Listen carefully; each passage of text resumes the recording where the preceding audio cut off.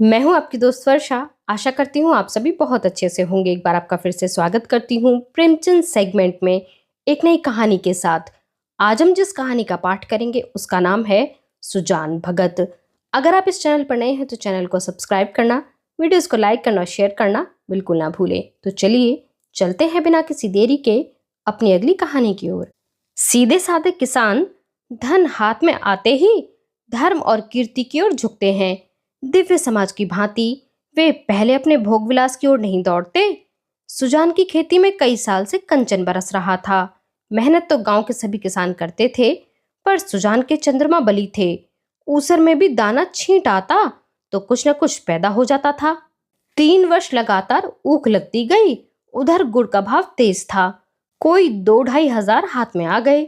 बस चित्त की वृत्ति धर्म की ओर झुक पड़ी। साधु संतों का आदर सत्कार होने लगा। द्वार पर धुनी जलने लगी। कानून को इलाके में आते तो सुजान महतो की चौपाल में ठहरते। हल्के के हेड कांस्टेबल, थानेदार, शिक्षा विभाग के अफसर एक ना एक उस चौपाल में पड़ा ही रहता।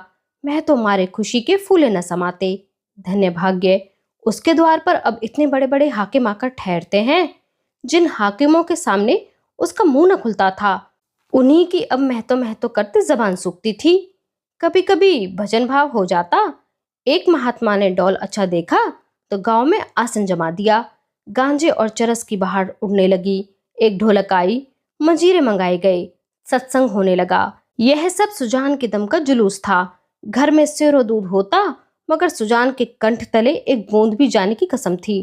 कभी हाकिम लोग चकते, कभी महात्मा लोग। किसान को दूध घी से क्या मतलब, उसे रोटी और साग चाहिए। सुजान की नम्रता का अब पारावार न था। सबके सामने सिर झुकाए रहता। कहीं लोग यह न कहने लगे कि धन पाकर उसे घमंड हो गया है। गांव में कुल 3 कुएं थे। बहुत से खेतों में पानी न पहुंचता था। खेती मारी जाती थी। सुजान ने एक पक्का कुआं बनवा दिया।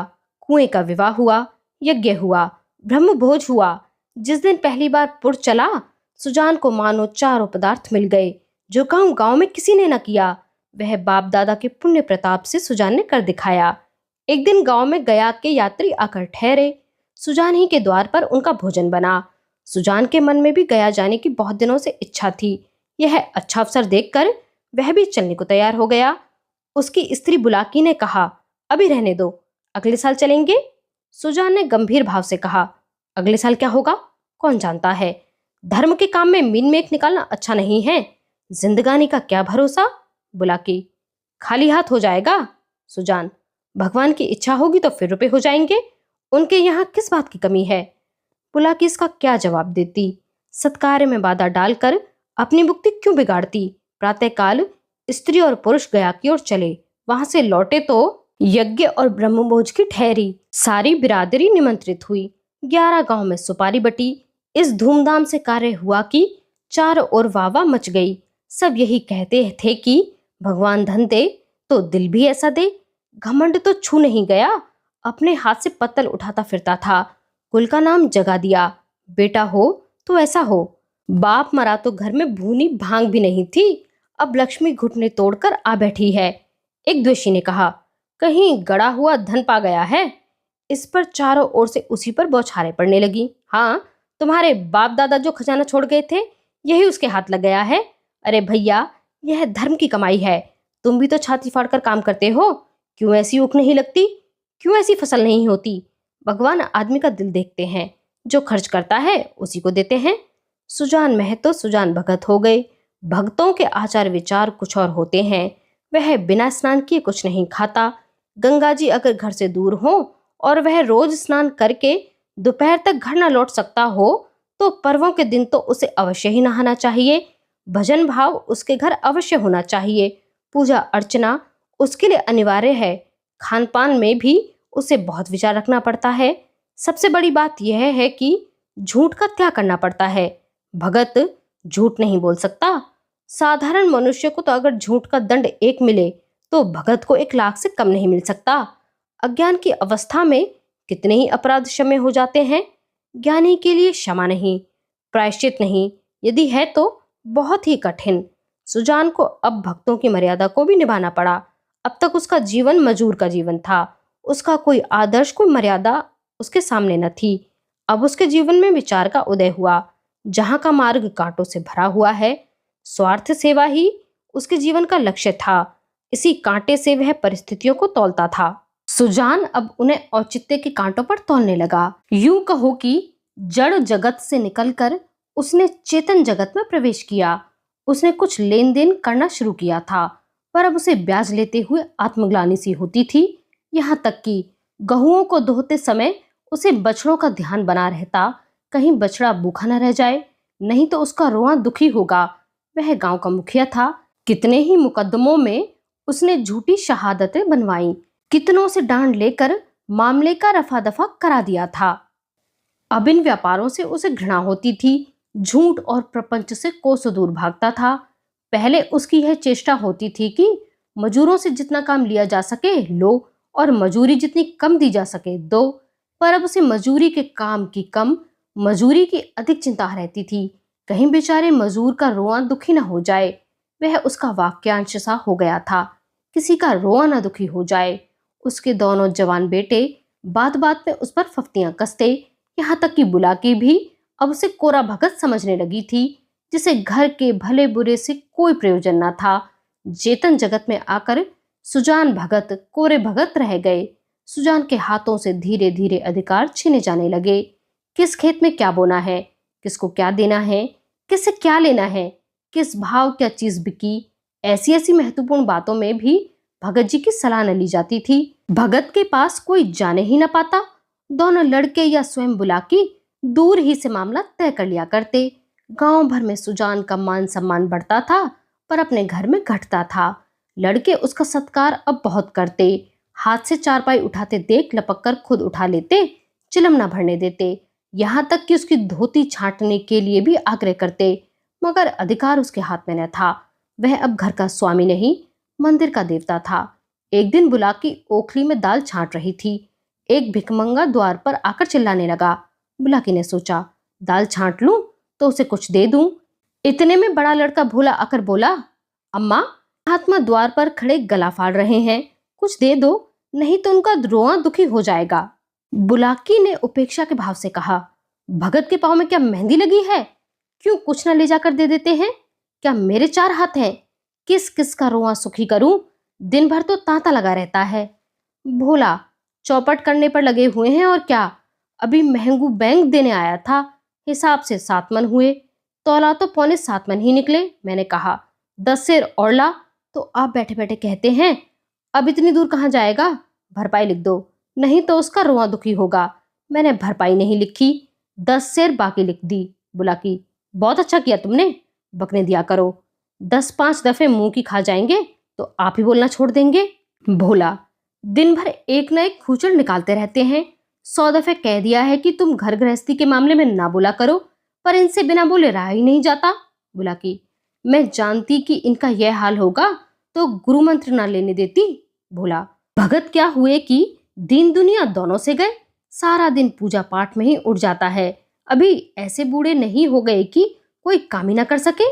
बुलाकी ने आपत्ति की, भोला, यह तुम्हारा कुन्याय है। फावड़ा कुदाल अब उनसे नहीं हो सकता, लेकिन कुछ ना कुछ तो करते ही रहते हैं। बैलों को सानी पानी देते हैं, गाय दोहते हैं, और भी जो कुछ हो सकता है करते हैं। भिक्षुक अभी तक खड़ा चिल्ला रहा था। सुजान ने जब घर में से किसी को कुछ लाते न देखा तो उठकर अंदर गया और कठोर स्वर में बोला, तुम लोगों को कुछ सुनाई नहीं देता क्या कि द्वार पर कौन घंटे भर से खड़ा भीख मांग रहा है? अपना काम तो दिन भर करना ही है, एक क्षण भगवान का काम भी कर लिया करो। बुलाकी, तुम तो भगवान का काम करने को बैठे ही हो, क्या घर भर भगवान का ही काम करेगा? सुजान, कहाँ आटा रखा है, लाओ, मैं ही निकाल कर दे आऊं, तुम रानी बनकर बैठो।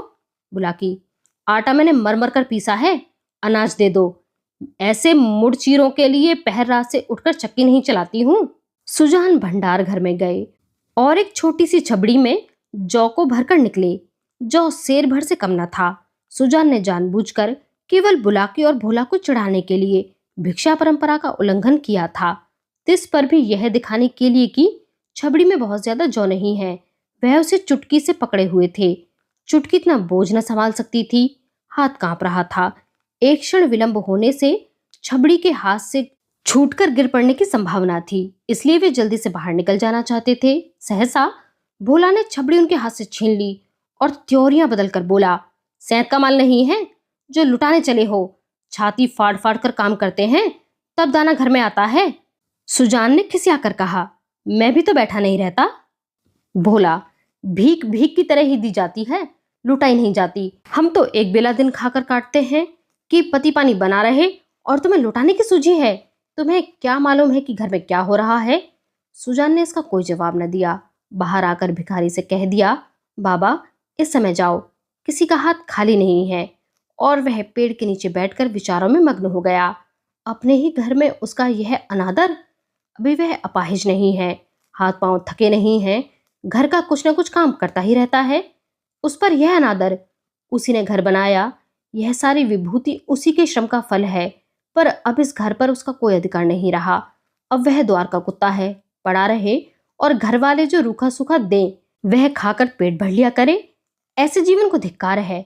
सुजान ऐसे घर में नहीं रह सकता। संध्या हो गई थी। भोला का छोटा भाई शंकर नारियल भर कर लाया। सुजान ने नारियल दीवार से टिका कर रख दिया। धीरे धीरे तमाकू जल गया। जरा देर में भोला ने द्वार पर चारपाई डाल ली। सुजान पेड़ के नीचे से ना उठा। कुछ देर और गुजरी। भोजन तैयार हुआ। भोला बुलाने आया। सुजान ने कहा, भूख नहीं है। बहुत मनावन करने पर भी ना उठा। तब बुलाकी ने आकर कहा, खाना खाने क्यों नहीं चलते? जी तो अच्छा है। सुजान को सबसे अधिक क्रोध बुलाकी पर ही था। यह भी लड़कों के साथ है। यह बैठी देखती रही और भोला ने मेरे हाथ से अनाज छीन लिया। इसके मुंह से इतना भी न निकला कि ले जाते हैं तो ले जाने दो। लड़कों को ना मालूम हो कि मैंने कितने श्रम से यह गृहस्थी जोड़ी है, पर यह तो जानती है दिन को दिन और रात को रात नहीं समझा। भादों की अंधेरी रात में मड़ैया लगा के ज्वार की रखवाली करता था। जेठ बैसाख की दोपहरी में भी दम न लेता था। और अब मेरा घर पर इतना भी अधिकार नहीं कि भीख तक न दे सकूं। माना कि भीख इतनी नहीं दी जाती, लेकिन इनको तो चुप रहना चाहिए था। चाहे मैं घर में आग ही क्यों ना लगा देता। कानून से भी तो मेरा कुछ होता है। मैं अपना हिस्सा नहीं खाता, दूसरों को खिला देता हूँ। इसमें किसी के बाप का क्या साझा। अब इस वक्त मनाने आई है, इसे मैंने फूल की छड़ी से भी नहीं छुआ। नहीं तो गांव में ऐसी कौन औरत है जिसने खसम की लातें न खाई हों। कभी कड़ी निगाह से देखा तक नहीं। रुपए पैसे लेना देना सब कुछ इसी के हाथ में दे रखा था। अब रुपए जमा कर लिए हैं तो मुझी से घमंड करती है। अब इसे बेटे प्यारे हैं। मैं तो निखट्टू लुटाऊं घर फूकू घोंगा हूं। मेरी से क्या परवाह। तब लड़के न थे जब बीमार पड़ी थी और मैं गोद में उठाकर वैद्य के घर ले गया था। आज उसके बेटे हैं और यह उनकी माँ है। मैं तो बाहर का आदमी, मेरा घर से क्या ही मतलब। बोला, अब खा पी कर क्या करूंगा। हल जोतने से रहा, फावड़ा चलाने से रहा, मुझे खिलाकर दाने को क्यों खराब करेगी। रख दे, बेटे दूसरी बार खाएंगे। बोला कि तुम तो जरा जरा सी बात पर तिनक जाते हो। सच कहा है, बुढ़ापे में आदमी की बुद्धि मारी जाती है। भोला ने इतना ही तो कहा था कि इतनी भीख मत ले जाओ, या कुछ और। सुजान, हाँ, बेचारा इतना कहकर रह गया। तुम्हें तो तब मजा आता जब ऊपर से दो चार डंडे लगा देता।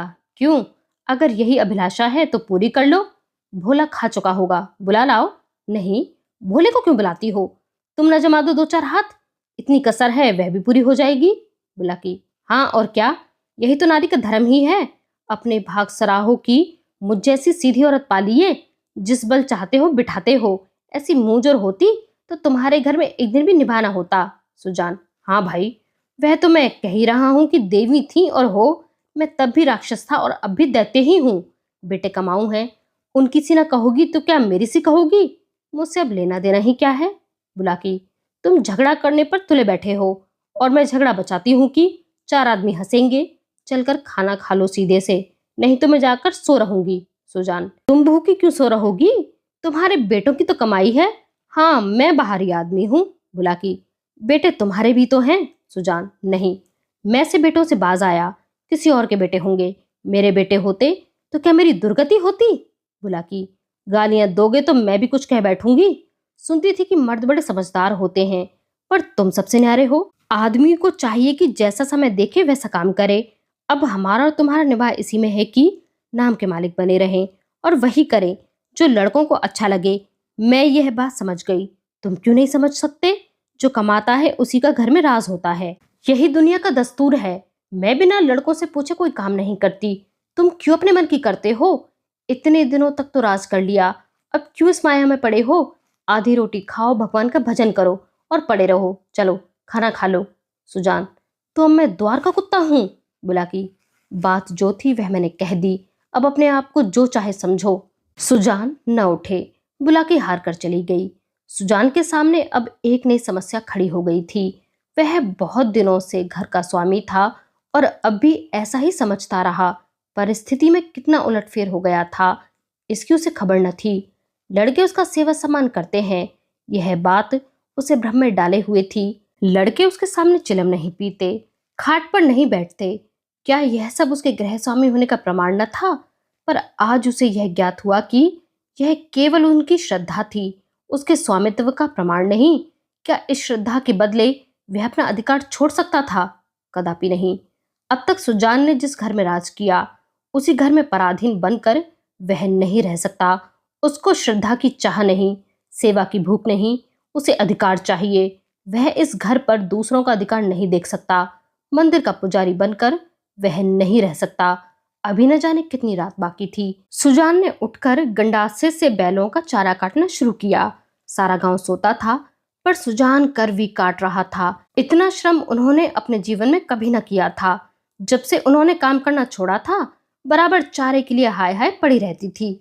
शंकर भी काटता था, भोला भी काटता था, पर चारा पूरा न पड़ता था। आज वह इन लौडों को दिखा देगा चारा कैसे काटना चाहिए। उनके सामने कटिया का पहाड़ खड़ा हो गया है और टुकड़े कितने महीन और सुडौल थे, मानो सांचे में ढाले गए हों।